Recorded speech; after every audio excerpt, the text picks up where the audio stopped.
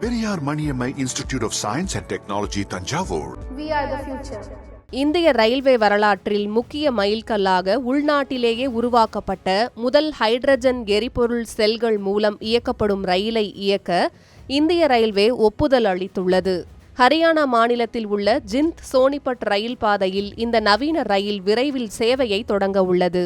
Germany, Japan, சீனா மற்றும் America போன்ற முன்னேறிய நாடுகளின் பட்டியலில் இந்தியாவையும் இணைக்கும் வகையில் இந்த திட்டம் அமைந்துள்ளது. 10 பெட்டிகளுடன் இயக்கப்பட உள்ள இந்த ரயில் 1200 கிலோவாட் திறன் கொண்ட ஹைட்ரஜன் என்ஜின் மூலம் இயங்கும். மணிக்கு அதிகபட்சமாக 75 கிலோமீட்டர் வேகத்தில் பயணிக்கக்கூடியதாக இது வடிவமைக்கப்பட்டுள்ளது.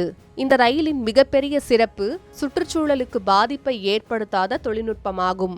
ஹைட்ரஜன் மற்றும் ஆக்சிஜன் இடையேயான வேதியியல் வினை மூலம் மின்சாரம் உற்பத்தி செய்யப்படுகிறது. இந்த செயல்முறையின் இறுதி வெளியேற்றமாக நீராவி மட்டுமே உருவாகும். இதனால் புகை இல்லை, கார்பன் உமிழ்வு இல்லை, காற்று மாசுபாடும் இல்லை. இந்த ரயிலுக்கு தேவையான ஹைட்ரஜன் சேமிப்பு மற்றும் நிரப்பும் நிலையம் ஹரியானாவின் ஜிந்த் பகுதியில் அமைக்கப்பட்டுள்ளது. சுருக்கப்பட்ட ஹைட்ரஜன் வாயுவை பாதுகாப்பாக சேமித்து விநியோகிப்பதற்கான அனுமதியை பெட்ரோலியம் மற்றும் வெடிபொருள் பாதுகாப்பு அமைப்பு வழங்கியுள்ளது. மேலும் ரயிலின் பராமரிப்பிற்காக டெல்லி ஷெகூர் பஸ்தியில் பிரத்யேக பராமரிப்பு மையம் உருவாக்கப்பட உள்ளது. பாதுகாப்பு ஆய்வுகள், தரநிலை செயல்பாடு, நடைமுறைகள் மற்றும் நவீன பாதுகாப்பு வசதிகள் இதில் இடம்பெறுகின்றன.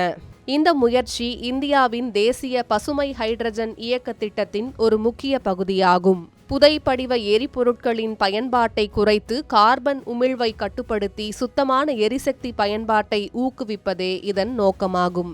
2070ஆம் ஆண்டுக்குள் நிகர பூஜ்ஜிய கார்பன் உமிழ்வு இலக்கை அடைய இந்தியா மேற்கொண்டு வரும் முயற்சிகளில் இந்த ஹைட்ரஜன் ரயில் திட்டம் ஒரு முக்கிய முன்னேற்றமாக பார்க்கப்படுகிறது.